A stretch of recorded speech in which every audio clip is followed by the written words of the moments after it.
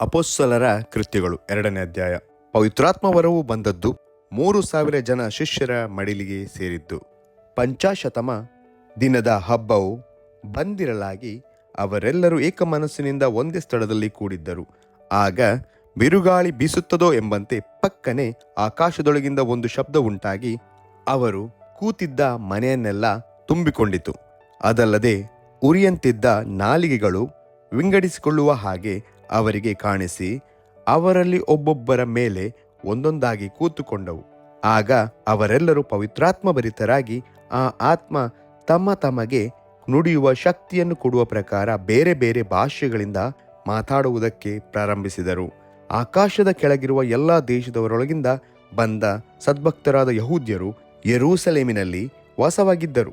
ಆ ಸಪ್ಪಳವಾದಾಗ ಜನರು ಗುಂಪು ಗುಂಪಾಗಿ ಕೂಡಿ ಬಂದು ಪ್ರತಿಯೊಬ್ಬರು ತಮ್ಮ ಭಾಷೆಯಲ್ಲೇ ಇವರು ಮಾತಾಡುವುದನ್ನು ಕೇಳಿ ಭ್ರಮೆಗೊಂಡರು. ಎಲ್ಲರೂ ಆಶ್ಚರ್ಯದಿಂದ ಬೆರಗಾಗಿ, ಇಗೋ, ಮಾತಾಡುತ್ತಿರುವ ಇವರೆಲ್ಲರೂ ಗಲಿಲಾಯದವರಲ್ಲವೇ?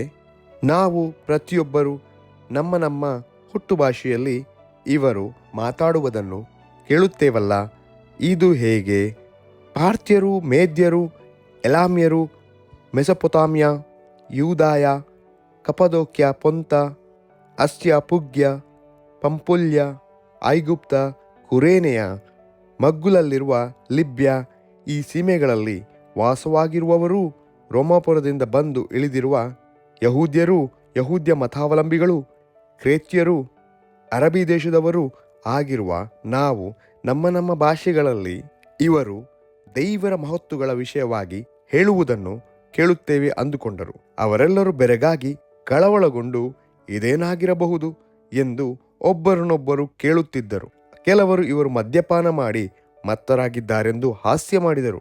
ಆಗ ಪೇತ್ರನು 11 ಮಂದಿ ಅಪೊಸ್ತಲರ ಸಹಿತ ಎದ್ದು ನಿಂತು ಗಟ್ಟಿಯಾದ ಧ್ವನಿಯಿಂದ ಅವರಿಗೆ ಹೀಗೆ ಪ್ರಸಂಗ ಮಾಡಿದನು. ಯಹೂದ್ಯರೇ, ಯೆರೂಸಲೇಮಿನಲ್ಲಿ ವಾಸವಾಗಿರುವ ಎಲ್ಲ ಜನರೇ, ಈ ಸಂಗತಿಯು ಏನೆಂದು ನಿಮಗೆ ಗೊತ್ತಾಗುವ ಹಾಗೆ ನನ್ನ ಮಾತಿಗೆ ಕಿವಿಗೊಡಿರಿ. ನೀವು ಭಾವಿಸಿದಂತೆ ಇವರು ಅಮಲೇರಿದವರಲ್ಲ. ಈಗ ಬೆಳಿಗ್ಗೆ 9 ಗಂಟೆಯಾಗಿದೆ ಅಷ್ಟೇ. ಆದರೆ ಇದು ಪ್ರವಾದಿಯಾದ ಯೋವೇಲನ ಮೂಲಕವಾಗಿ ಹೇಳಿಸಿದ ಸಂಗತಿ. ಅದೇನೆಂದರೆ, ಕಡೆ ದಿವಸಗಳಲ್ಲಿ ನಾನು ಎಲ್ಲ ಮನುಷ್ಯರ ಮೇಲೆ ನನ್ನ ಆತ್ಮವನ್ನು ಸುರಿಸುವೆನು. ನಿಮ್ಮಲ್ಲಿರುವ ಗಂಡಸರು ಹೆಂಗಸರು ಪ್ರವಾದಿಸುವರು, ನಿಮ್ಮ ಯೌವನಸ್ಥರಿಗೆ ದಿವ್ಯ ದರ್ಶನಗಳಾಗುವವು, ನಿಮ್ಮ ಹಿರಿಯರಿಗೆ ಕನಸುಗಳು ಬೀಳುವವು. ಇದಲ್ಲದೆ ಆ ದಿನಗಳಲ್ಲಿ ನನ್ನ ದಾಸದಾಸಿಯರ ಮೇಲೆಯೂ ನನ್ನ ಆತ್ಮವನ್ನು ಸುರಿಸುವೆನು. ಅವರು ಪ್ರವಾದಿಸುವರು. ಕರ್ತನ ಆಗಮನದ ಗಂಭೀರವಾದ ಮಹಾದಿನವು ಬರುವುದಕ್ಕೆ ಮುಂಚೆ ಮೇಲೆ ಆಕಾಶದಲ್ಲಿ ಅದ್ಭುತ ಕಾರ್ಯಗಳನ್ನು, ಕೆಳಗೆ ಭೂಮಿಯಲ್ಲಿ ಸೂಚಕ ಕಾರ್ಯಗಳನ್ನು ಉಂಟು ಮಾಡುವೆನು. ರಕ್ತ, ಬೆಂಕಿ, ಹಬೆಯಂತೆ ಏರುವ ಹೊಗೆ ಇವು ಉಂಟಾಗುವವು. ಸೂರ್ಯನು ಕತ್ತಲಾಗುವನು, ಚಂದ್ರನು ರಕ್ತವಾಗುವನು. ಆದರೂ ಕರ್ತನ ನಾಮವನ್ನು ಹೇಳಿಕೊಳ್ಳುವವರೆಲ್ಲರಿಗೆ ರಕ್ಷಣೆಯಾಗುವುದೆಂದು ದೇವರು ಹೇಳುತ್ತಾನೆ ಎಂಬುದೇ. ಇಸ್ರೇಲ್ ಜನರೇ, ನನ್ನ ಮಾತುಗಳನ್ನು ಲಾಲಿಸಿರಿ. ನಜರೇತಿನ ಯೇಸು ಇದ್ದನಲ್ಲ, ದೇವರು ನಿಮಗೂ ತಿಳಿದಿರುವಂತೆ ಆತನ ಕೈಯಿಂದ ಮಹತ್ತುಗಳನ್ನು, ಅದ್ಭುತಗಳನ್ನು, ಸೂಚಕ ಕಾರ್ಯಗಳನ್ನು ನಿಮ್ಮಲ್ಲಿ ನಡೆಸಿ ಆತನು ತನಗೆ ಮೆಚ್ಚುಗೆಯಾದವನೆಂದು ನಿಮಗೆ ತೋರಿಸಿಕೊಟ್ಟನು.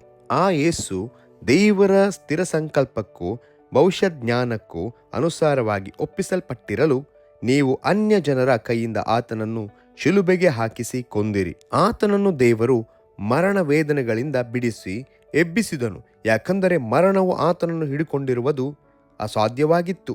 ಆತನ ವಿಷಯದಲ್ಲಿ ದಾವೀದನು, ಕರ್ತನು ಯಾವಾಗಲೂ ನನ್ನೆದುರಿನಲ್ಲಿರುವುದನ್ನು ನೋಡುತ್ತಿದ್ದೆನು. ನಾನು ಕದಲದಂತೆ ಆತನು ನನ್ನ ಬಲಗಡೆಯಲ್ಲಿಯೇ ಇದ್ದಾನೆ. ಆದ ಕಾರಣ ನನ್ನ ಹೃದಯವು ಹರ್ಷಿಸಿತು, ನನ್ನ ನಾಲಿಗೆಯು ಉಲ್ಲಾಸಧ್ವನಿಯನ್ನು ಮಾಡಿತು. ನನ್ನ ಶರೀರವು ನಿರೀಕ್ಷೆಯಿಂದ ನೆಲೆಯಾಗಿರುವುದು. ಯಾಕಂದರೆ ನೀನು ನನ್ನ ಜೀವಾತ್ಮವನ್ನು ಪಾತಾಳದಲ್ಲಿ ಬಿಡುವುದಿಲ್ಲ, ನಿನ್ನ ಪ್ರಿಯನಿಗೆ ಕೊಳೆಯುವ ಅವಸ್ಥೆಯನ್ನು ನೋಡಗೊಡಿಸುವುದಿಲ್ಲ. ಜೀವಮಾರ್ಗಗಳನ್ನು ನನಗೆ ತಿಳಿಯಪಡಿಸಿದ್ದಿ. ನಿನ್ನ ಸಮ್ಮುಖದಲ್ಲಿ ನನ್ನನ್ನು ಆನಂದಭರಿತನಾಗ ಮಾಡುವಿ ಎಂದು ಹೇಳಿದ್ದಾನೆ. ಸಹೋದರರೇ, ಮೂಲ ಪಿತೃವಾದ ದಾವೀದನ ವಿಷಯದಲ್ಲಿ ನಾನು ಧೈರ್ಯದಿಂದ ನಿಮ್ಮ ಸಂಗಡ ಮಾತಾಡಬಹುದು. ಏನೆಂದರೆ, ಅವನು ತೀರಿ ಹೋಗಿ ಹೂಣಲ್ಪಟ್ಟನು, ಅವನ ಸಮಾಧಿ ಈ ದಿನದವರೆಗೂ ನಮ್ಮಲ್ಲಿ ಅದೆ. ಅವನು ಪ್ರವಾದಿಯಾಗಿದ್ದು, ನಿನ್ನ ಸಂತತಿಯವರೊಳಗೆ ಒಬ್ಬನನ್ನು ನಾನು ನಿನ್ನ ಸಿಂಹಾಸನದ ಮೇಲೆ ಕುಳ್ಳಿರಿಸುವೆನೆಂದು ತನಗೆ ದೇವರು ಆಣೆಯಿಟ್ಟು ಹೇಳಿದ್ದನ್ನು ಬಲ್ಲವನಾಗಿ ಮುಂದಾಗುವುದನ್ನು ಕಂಡು ಕ್ರಿಸ್ತನ ಪುನರುತ್ಥಾನವನ್ನೇ ಕುರಿತು ಆತನು ಪಾತಾಳದಲ್ಲಿ ಬಿಡಲ್ಪಡಲಿಲ್ಲವೆಂತಲೂ ಆತನ ಶರೀರವು ಕೊಳೆಯುವ ಅವಸ್ಥೆಯನ್ನನುಭವಿಸುವುದಿಲ್ಲವೆಂತಲೂ ಹೇಳಿದನು. ಈ ಯೇಸುವನ್ನೇ ದೇವರು ಎಬ್ಬಿಸಿದನು. ಇದಕ್ಕೆ ನಾವೆಲ್ಲರೂ ಸಾಕ್ಷಿಗಳಾಗಿದ್ದೇವೆ. ಆತನು ದೈವರ ಬಲಗೈಯಿಂದ ಉನ್ನತ ಸ್ಥಾನಕ್ಕೆ ಏರಿಸಲ್ಪಟ್ಟು ವಾಗ್ದಾನವಾಗಿದ್ದ ಪವಿತ್ರಾತ್ಮ ವರವನ್ನು ತಂದೆಯಿಂದ ಹೊಂದಿ ನೀವು ನೋಡಿ ಕೇಳುವುದನ್ನು ಸುರಿಸಿದ್ದಾನೆ. ದಾವೀದನು ಆಕಾಶಕ್ಕೆ ಏರಿ ಹೋಗಲಿಲ್ಲವಲ್ಲ. ತಾನೇ ಹೇಳುವ ಮಾತೇನೆಂದರೆ, ನಾನು ನಿನ್ನ ವಿರೋಧಿಗಳನ್ನು ನಿನ್ನ ಪಾದಗಳಿಗೆ ಪೀಠವಾಗ ಮಾಡುವ ತನಕ ನನ್ನ ಬಲಗಡೆಯಲ್ಲಿ ಕೂತುಕೊಂಡಿರು ಎಂದು ಕರ್ತನು ನನ್ನ ಒಡೆಯನಿಗೆ ನುಡಿದನು ಎಂಬುದೇ. ಆದದರಿಂದ ನೀವು ಶಿಲುಬೆಗೆ ಹಾಕಿಸಿದ ಈ ಯೇಸುವನ್ನೇ ದೇವರು ಒಡೆಯನನ್ನಾಗಿಯೂ ಕ್ರಿಸ್ತನನ್ನಾಗಿಯೂ ಮಾಡಿದ್ದಾನೆಂಬುದು ಇಸ್ರಾಯೇಲ್ ಕುಲದವರಿಗೆಲ್ಲ ನಿಸ್ಸಂದೇಹವಾಗಿ ತಿಳಿದಿರಲಿ ಎಂದು ಹೇಳಿದನು.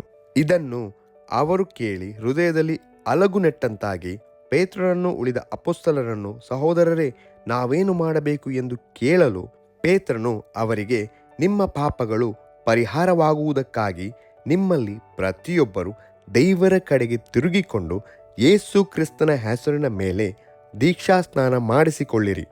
ಆಗ ನೀವು ಪವಿತ್ರಾತ್ಮ ದಾನವನ್ನು ಹೊಂದುವಿರಿ. ಆ ವಾಗ್ದಾನವು ನಿಮಗೂ ನಿಮ್ಮ ಮಕ್ಕಳಿಗೂ ದೂರವಾಗಿರುವವರೆಲ್ಲರಿಗೂ, ಅಂತೂ ನಮ್ಮ ದೇವರಾಗಿರುವ ಕರ್ತನು ತನ್ನ ಕಡೆಗೆ ಕರೆಯುವವರೆಲ್ಲರಿಗೆ ಮಾಡೋಣವಾಗಿದೆ ಎಂದು ಹೇಳಿದನು. ಬೇರೆ ಅನೇಕವಾದ ಮಾತುಗಳಿಂದ ಅವನು ಖಂಡಿತವಾಗಿ ಸಾಕ್ಷಿ ನುಡಿದು, ವಕ್ರಬುದ್ಧಿಯುಳ್ಳ ಈ ಸಂತತಿಯವರಿಂದ ತಪ್ಪಿಸಿಕೊಳ್ಳಿರಿ ಎಂದು ಅವರನ್ನು ಎಚ್ಚರಿಸಿದನು. ಅವನ ಮಾತಿಗೆ ಒಪ್ಪಿಕೊಂಡವರು ದೀಕ್ಷಾಸ್ನಾನ ಮಾಡಿಸಿಕೊಂಡರು. ಆ ದಿವಸ ಸುಮಾರು 3,000 ಜನರು ಅವರಲ್ಲಿ ಸೇರಿದರು.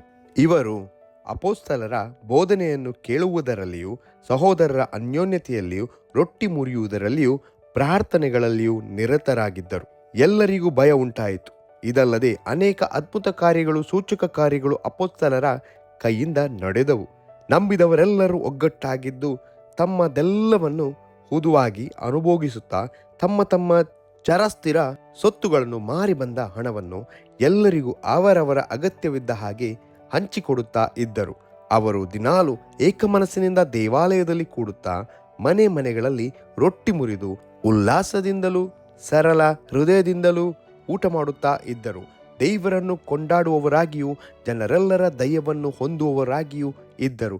ಕರ್ತನು ರಕ್ಷಣೆಯ ಮಾರ್ಗದಲ್ಲಿರುವವರನ್ನು ದಿನಾಲು ಅವರ ಮಂಡಲಿಗೆ ಸೇರಿಸುತ್ತಿದ್ದನು ಎಂಬುದೇ.